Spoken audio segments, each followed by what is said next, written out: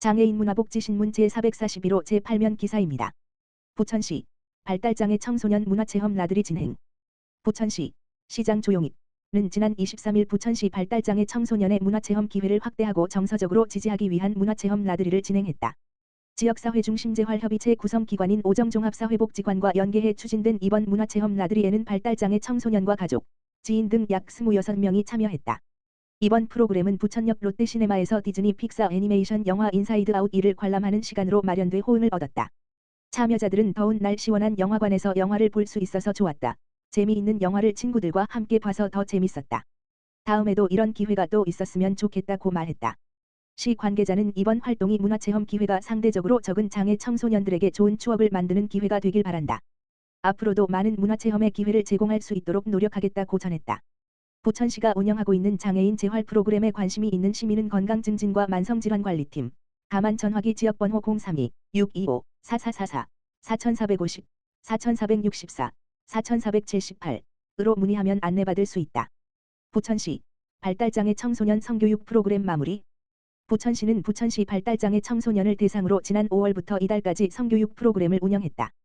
교육은 부천시 청소년성문화센터와 연계해 오정종합사회복지관에서 총 3회기로 진행됐다. 교육 내용은 성고정관념, 성차별 알기, 성인지감수성 알아보기, 성적자기 결정권 바로 알기, 성폭력 바로 알기, 사랑과 연애 평등하고 건강한 관계 등으로 구성됐다.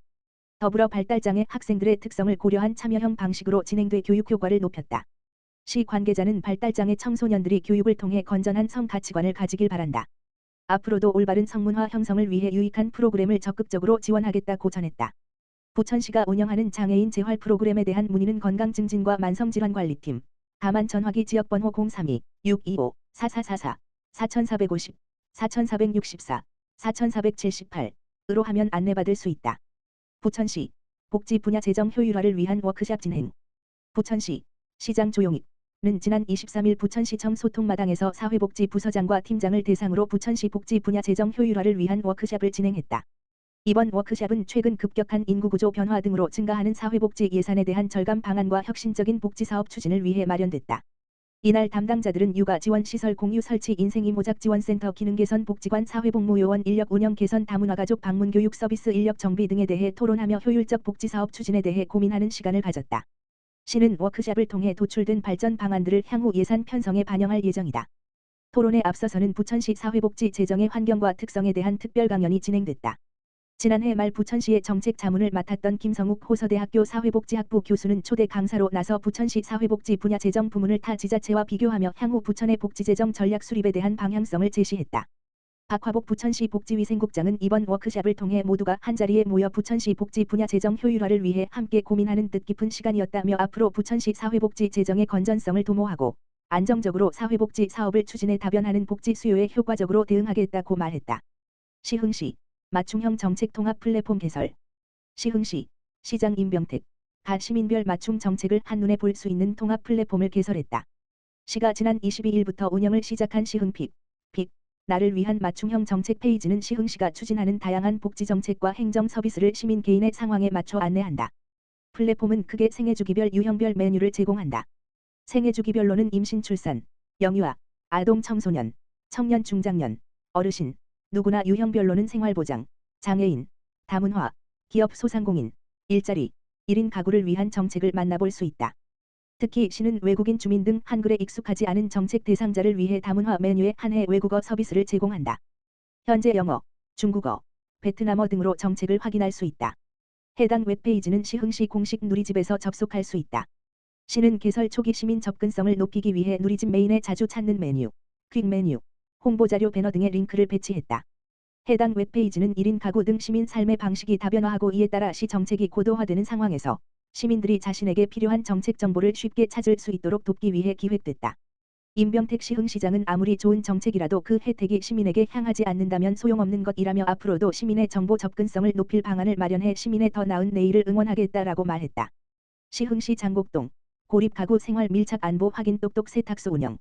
시흥시 장곡동 행정복지센터 동장 도영찬 와 장곡동 지역사회보장협의체는 지난 4월부터 똑똑 세탁소를 운영해 이불 등 대형 세탁물의 당일 세탁 서비스를 제공하고 위기가구의 위생환경 개선과 사회적 고립가구의 안부를 확인하는 사업을 추진하고 있다. 똑똑 세탁소는 손수 세탁이 힘든 저소득 노인, 장애인, 고독사 위기가구 등의 이불 세탁을 지원해 주거 환경을 개선하고 건강한 생활에 도움을 주고자 마련됐다.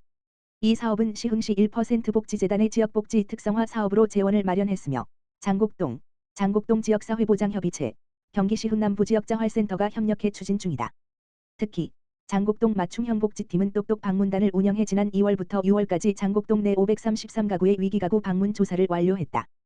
똑똑 방문단은 거동이 불편한 홀몸 어르신과 장애인 가정에 직접 방문해 이불 같은 대형 세탁물의 세탁을 지원하며 안부를 확인하고 건강 취약계층의 고독사 예방에도 기여하고 있다.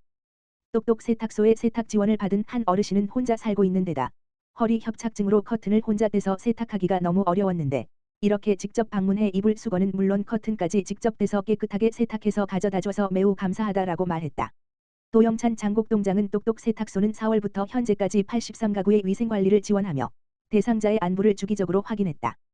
똑똑 방문단과 똑똑 세탁소는 장곡동에 필요한 복지 서비스를 연계하는 장곡형 복지 전달 체계의 기반이 될 것이다. 앞으로도 안전 돌봄망을 지역 주민과 함께 구축할 수 있는 장곡동형 복지 사업을 계속 확대하겠다라고 말했다. 부천시 2024년 희망저축계좌 가입자 모집. 부천시는 오는 8월 1일부터 13일까지 일하는 생계의료급여 수급가구를 대상으로 희망저축계좌 신규 가입자를 모집한다.